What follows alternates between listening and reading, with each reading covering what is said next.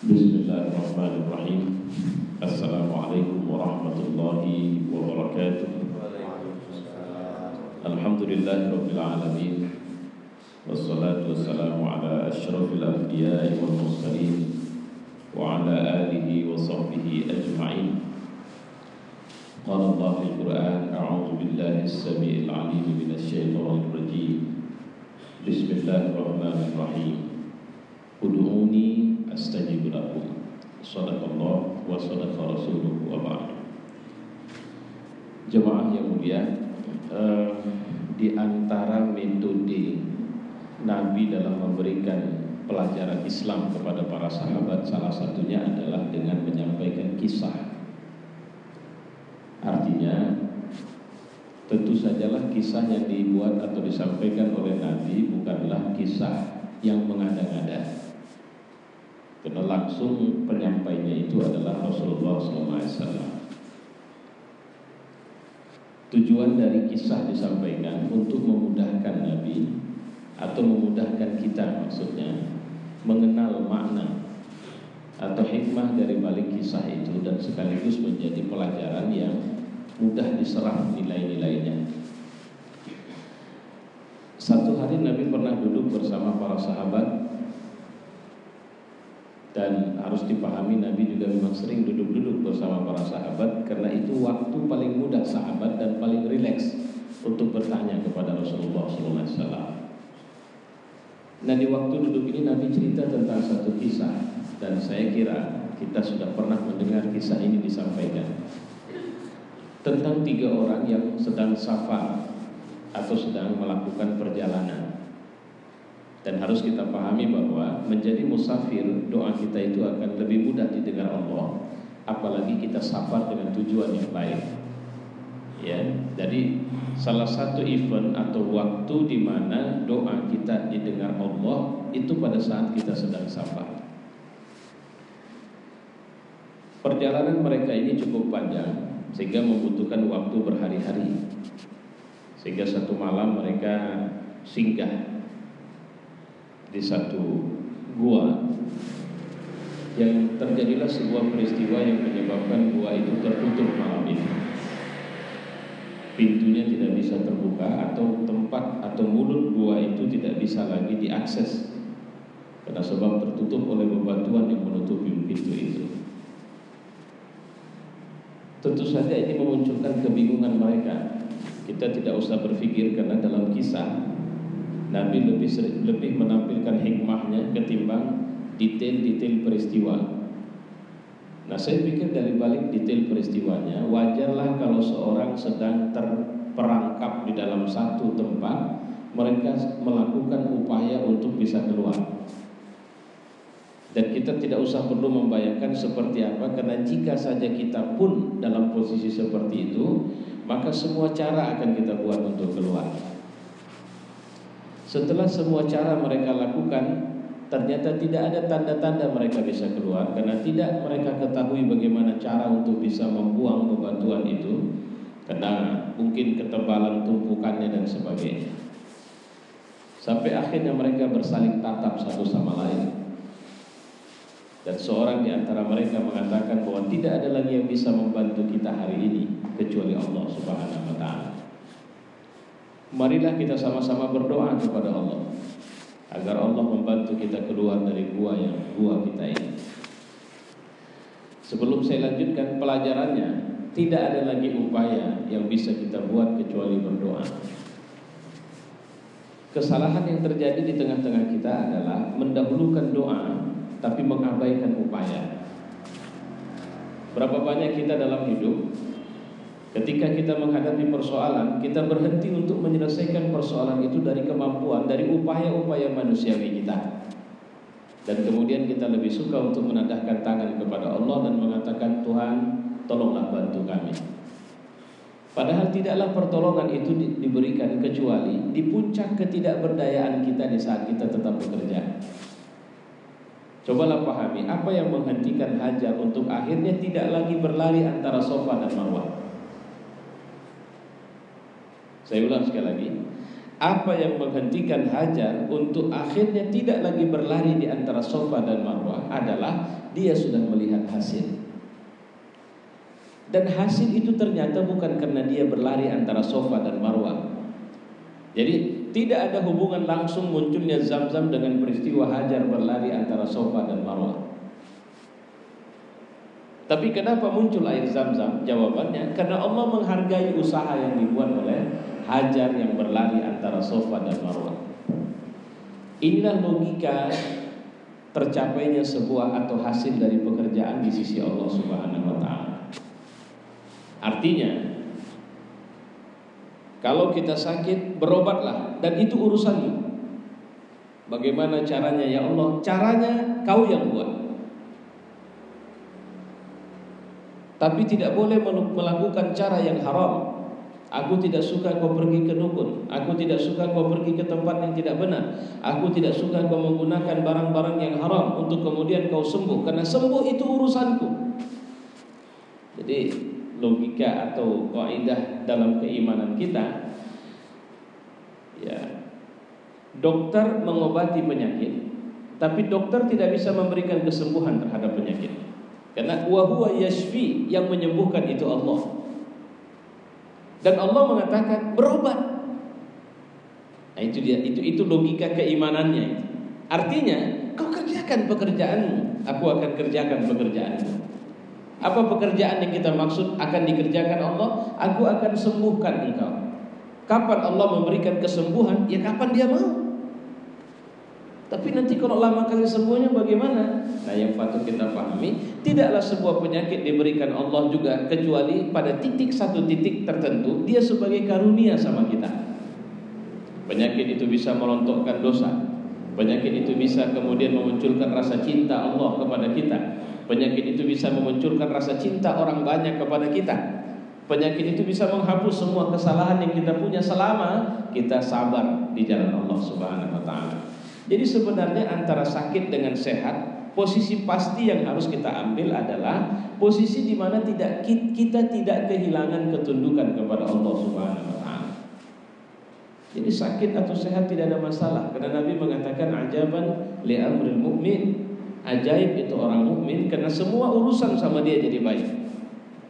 Persoalannya sekarang, apakah dalam sakit kita lebih tunduk kepada Allah atau ketika dalam sehat? Maka doa orang sakit minta sembuh, ya Tuhan kasihlah aku kesembuhan, yang setelah kesembuhan itu kau berikan kepadaku, maka aku masih tetap melakukan ketaatan kepadamu. Ya, ketika ada orang jahat sakit, itu sayang Allah sama dia, karena begitu dia sakit dia berhenti jadi orang jahat, walaupun beberapa waktu selama dia sakit. Nah, di titik inilah yang tadi kita perhatikan dari cerita itu yang saya potong. Kedua, akhirnya satu demi satu mereka berdoa. Yang pertama berdoa, ya Tuhan, aku dulu punya seorang pembantu yang membantuku menggembala kambing. Kemudian satu hari dia seharusnya bulanan dapat gaji, tapi waktu itu dia pergi menghilang tidak tahu kemana, sehingga gaji yang harusnya kuberikan kepadanya itu tidak diambil olehnya. Berbulan-bulan, bertahun-tahun kutunggu, tapi tidak ada dia datang.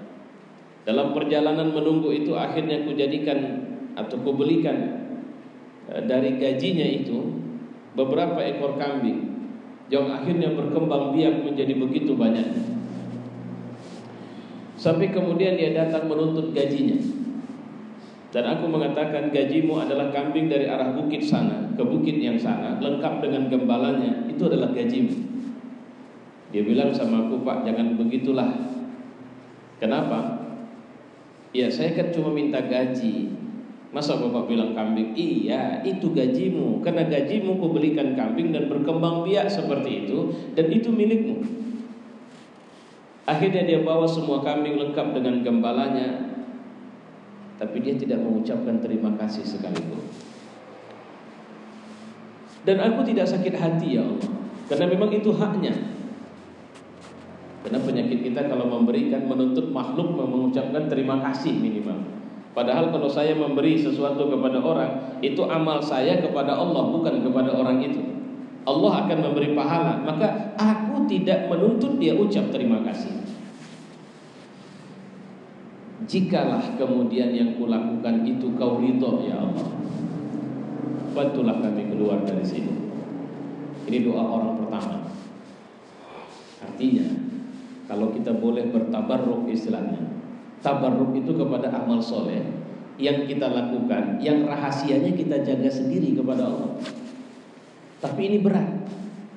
Sering terjadi kalau saya suami, saya melakukan amal soleh tanpa sepengetahuan istri saya, nyampe rumah, macam mau melompat, untuk menahannya tidak bisa. Saya cerita tadi di jalan saya, padahal kalau tidak cerita pun tidak ada masalah. Artinya apa? Kita sering sekali secara kecenderungan naluri kita atau fitrah kita untuk mengkhabarkan kita melakukan kebaikan itu. Nah, apa bentuk amal yang ikhlas? Adalah amal yang aku dan Tuhan saja yang tahu. Contoh yang bisa kita ambil, nanti cobalah keluar jalan bekerja, kasih uang misalnya, jumpa pengemis kasih 500.000, kita diam saja. Terus janji tidak boleh aku cerita kepada siapapun dari apa yang aku berikan ini. Itu yang saya bilang tadi, sampai rumah macam mau melompat rasanya, mau cerita sama istri. Istri mau cerita sama suami bahwa tadi saya melakukan ini. Nah, orang ini dia tidak mau cerita sama siapapun.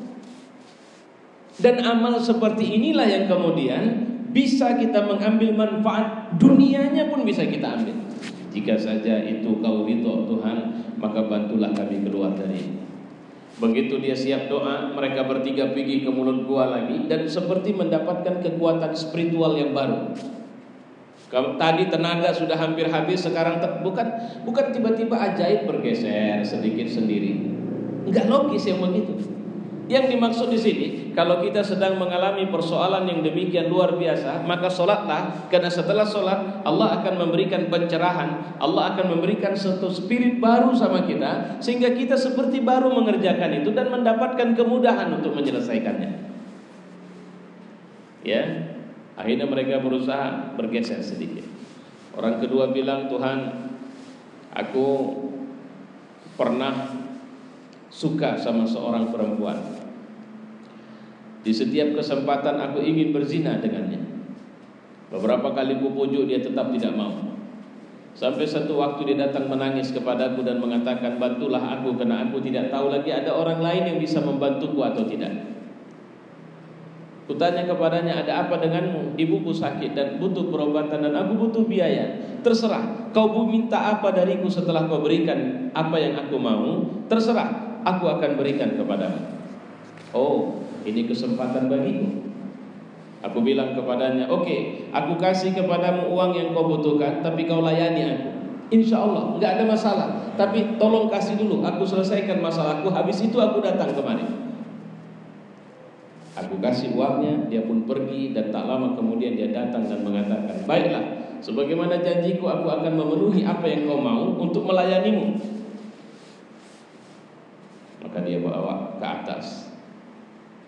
Dia tutup semua pintu dan jendela. Perempuan itu bertanya, apakah ada orang di sini? Tidak. Tidakkah mungkin ada yang melihat kita? Tidak. Semua pembantu sudah kusuruh keluar. Hanya tinggal kita berdua? Ya. Bagaimana dengan Allah? Begitu dia tanya bagaimana dengan Allah, hilang seleraku kepadanya, dan kukatakan kepadanya, pulanglah ke rumah. Dan utangmu halal, aku tidak minta dibayar.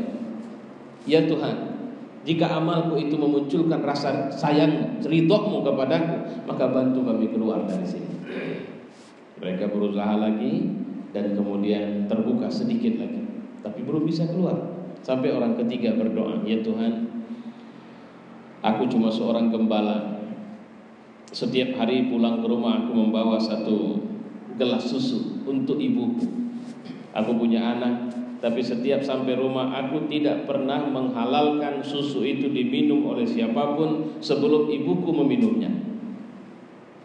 Saat terakhir itu ibuku tertidur sebelum aku pulang. Sehingga coba bayangkan, aku pegang gelas susu itu dan aku berdiri duduk di depan ibuku. Sampai jika sewaktu-waktu dia terbangun, maka aku akan memberikan susu itu dengan segera. Dan aku tidak peduli walaupun anakku sudah menangis meminta susu itu. Satu malaman aku menunggu ibuku tertidur, dan aku tidak tidur karena aku khawatir jika aku tertidur maka susu itu bisa tumpah dan ibuku tidak jadi minum susu. Sampai akhirnya menjelang pagi dia bangun, langsung aku berikan susu itu kepadanya, dan aku minta maaf karena aku terlambat pulang. Jika saja ini kau ridho Tuhan, maka bantu kami keluar dari sini. Alhamdulillah dengan izin Allah mereka keluar. Nah, pelajaran apa yang bisa kita ambil dari kisah kecil yang disampaikan Nabi? Pertama, doa itu mukhul ibadah. Kenapa Allah suka sekali kita berdoa? Dan Allah bilang kita kalau tidak mau berdoa kita itu sombong. Jawabannya, karena pada saat berdoa seorang hamba berada pada posisi tidak berdaya di hadapan Tuhannya. Pada saat berdoa, siapapun kita itu menandakan kita masih butuh Allah. Dan ibadah itu intinya penyerahan, pengakuan, ketundukan bahwa kita tidak ada apa-apanya di hadapan Allah. Itu pertama. Kedua, dalam doa Allah menetapkan dirinya adalah satu-satunya zat di muka bumi, satu-satunya pemimpin, satu-satunya perawat, satu-satunya penguasa yang paling dekat sama kita. Maka jangan pernah takut. Sebenarnya Islamlah satu-satunya agama yang mengajarkan kita untuk tidak takut mengarungi hidup, karena hampir di semua event, bahkan tidak ada event hidup kita yang kita tidak berinteraksi dengan Allah. Kita masuk masjid, kita pakai doa, keluar masjid pakai doa, pakai baju pakai doa, buka baju pakai doa, masuk kamar kecil pakai doa, keluar dari situ pakai doa, berhubungan suami istri pakai doa, makan pakai doa, minum pakai doa, semua urusan kita pakai doa. Artinya di semua tempat itu Allah pada posisi seperti orang tua yang sangat khawatir kita salah. Maka dia terus mendampingi kita di semua event hidup kita. Tapi di mana Allah? Allah lebih dekat pada kita dari urat leher kita sendiri. Kenapa harus pakai urat leher? Kenapa tidak mata? Kenapa tidak hati? Karena ternyata urat leher itu kalau dia putus maka kita mati. Artinya Allah itu jauh lebih dekat dari keinginan kita untuk bisa bertahan hidup. Yang kalau dia tidak lagi dekat sama kita, maka kita seperti orang mati yang berjalan di sana. Apa yang dimaksud orang mati? Yang Allah sudah tidak peduli dengan kita karena tidak ada keimanan pada kita. Tapi kalau kita menyadari kesertaan Allah dalam hidup kita, insya Allah semua event terasa indah. Posisinya sederhana. Kalau tiba-tiba saya sedang memberi tausiah ini lampu mati, maka jangan langsung berdoa. Ya Tuhan, kami sedang pengajian, tolonglah bantu hidupkan lampu. Apa urusan Allah turun dari langit cuma untuk hidupin lampu di musola kita? Jadi apa yang harus dilakukan? Gunakan kemampuan insaniah. Coba cek apa sebab kematian lampu itu. Kalau ternyata lampu itu mati dan kau tidak tahu apa sebabnya dan tidak tahu lagi bagaimana cara menghidupkannya, sementara kau masih butuh lampu itu hidup, maka itulah saat terbaik kau bicara dengan Tuhan. Karena Dia penguasa dari kita. Dia mampu melakukan apa yang tidak mampu kita lakukan. Dia mampu memecahkan masalah apa yang kita tidak mampu memecahkannya. Nah, saya pikir ini catatan kecil dari tausiah saya pagi ini. Mudah-mudahan setidaknya membuat kita bisa lebih paham betapa butuhnya kita kepada Allah, khususnya melalui pintu doa itu. Dan kedua, betapa butuhnya kita dengan amal-amal yang ikhlas. Karena terus terang, amal-amal yang ikhlas ini bisa menjadi junnah, bisa menjadi perisai sama kita di saat kita sedang ada masalah. Dan ketiga, jangan menghentikan tujuan beramal kita hanya untuk dunia. Ada orang berinfak pingin kaya, ada orang rajin sholat tahajud pingin sehat, ada orang rajin baca Quran pingin supaya urusan-urusannya dimudahkan. Maka yang seperti ini Allah akan memberikan apa yang Dia mau, tapi tidak memberikan bagiannya di akhirat. Maka mulailah semua amal itu dengan tulus kepada Allah dan hanya mengharap ridho Allah dunia dan akhirat. Karena surga tidak tertutup pintunya bagi seorang pendosa yang luar biasa sekalipun, jika dia bertobat kepada Allah Subhanahu wa taala. Saya pikir ini wallahu a'lam bissawab. Wassalamualaikum warahmatullahi wabarakatuh.